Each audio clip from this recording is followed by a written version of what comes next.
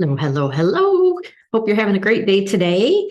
So today I want to talk about embracing inner wisdom is an ultimate gift. And this is part one of a two-part series, and it's just going to be a little short snippet today. I'm Karen of Shier Coaching, and I do a lot of work with midlife women, and I hope you like today's topic. So I want to know, do you find yourself listening more often to your inner critic or to your inner wisdom? And if you're not sure, your inner critic, or what we often will call our ego or ego mind, is that little voice that works really hard to keep you safely in your comfort zone, safely stuck, really. And it's the one that might whisper disempowering and untrue thoughts. Things like, I'm not enough, I'm not worthy, I'm not good enough, thin enough, heavy enough, smart enough. You fill in your own blank. Those are the thoughts that don't feel good or empowering, and they keep us stuck. And that's how we can tell they're coming from our inner critic or our ego mind. They don't feel good. They're not empowering thoughts. On the other hand, when we listen to our inner wisdom, our heart, our intuition, these thoughts feel really good, and they really represent the true, authentic self. And when we embrace and take inspired actions on these more empowering and positive thoughts, and we get out of our own way, we're going to be led to a life of joy and happiness and doing and being what we love. It's going to come from our heart. We're going to know we're on our true path. So when it feels good, you know it's good for you. So, consciously listening to our wisdom and then implementing the messages takes some practice and focus, but it's so worth it. We just have to reprogram our brains to focus on the positive versus the little thoughts in our head that aren't so empowering. When I look back on my life and I think about the times I followed my heart and perhaps stepped out of my comfort zone, I was happy, I was excited, I was unstoppable in those moments. Life flowed for me with far more grace and ease.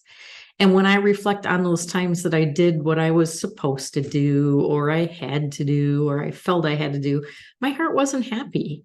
And life seemed harder and not so much fun. It didn't just flow along. I was letting life kind of control me. So how about you? When you look back on your life, do you remember the times that made you feel happy and passionate and joyful about life? And were those the times that you truly followed your heart and in your intuition? I think if you think back on those, you'll probably find that's most likely true. Those are the times when you follow your heart and your intuition and you follow that lead, you're in such a happy, joyful state. So in this video, this is part one of our two-part short series, and I have 3 suggestions I've used myself to reconnect my intuition and find more enjoyment in my life. So I want to share these with you. So hopefully, one or all of them might resonate, and try it out. See if it works for you. So my first tip is explore your creative side. What did you enjoy doing as a child? Reconnect with that creativity and keep an open mind. Is there something that you've always wanted to try? For me, I always wanted to paint. And this past summer, I took a couple of evening painting classes just for fun. It was fun, and I felt so empowered. And I also found some uplifting adult coloring books and colored pencils. I met a friend I met at the local library turned me on to diamond paintings, which are really inexpensive. You can get them on Amazon for like $10. And in spare moments, I was working on a hummingbird painting, which I finished up. And it took me about a year because I just did little snippets of time when I could get to it. But it was really pretty. I had a beautiful product at the end.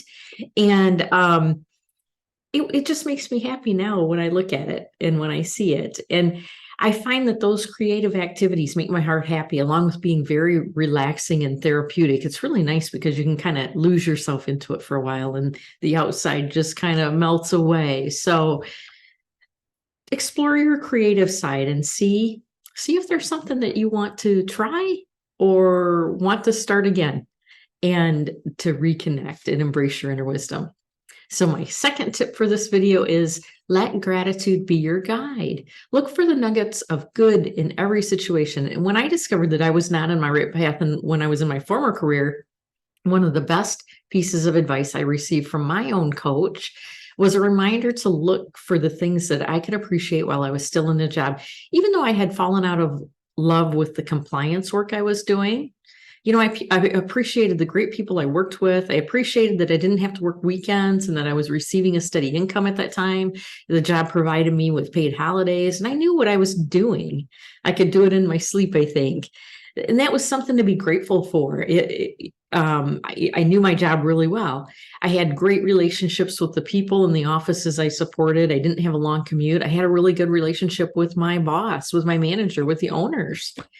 So what I did is I made a list of all that I appreciated, and I read that list out loud and with feeling each and every day until I was able to retire from that discipline and start my own company.